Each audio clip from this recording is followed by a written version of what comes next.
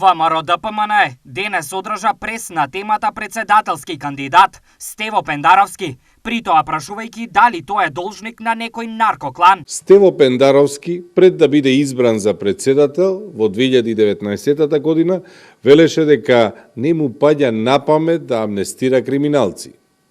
Пендаровски велеше дека нема да амнестира криминалци, бидејќи тоа значи дека тие луѓе го направиле председател или дека им е должен нешто. Откако стана председател, Пендаровски заборави што ветувал во кампања и го помилува Бедри Зекири, еден од водачите на наркокланот Барон. Паралелно, ВМРО ДПМН одржа и пресконференција, најавувајќи кривична пријава за управниот одбор на Академијата за судии и јавни обвинители.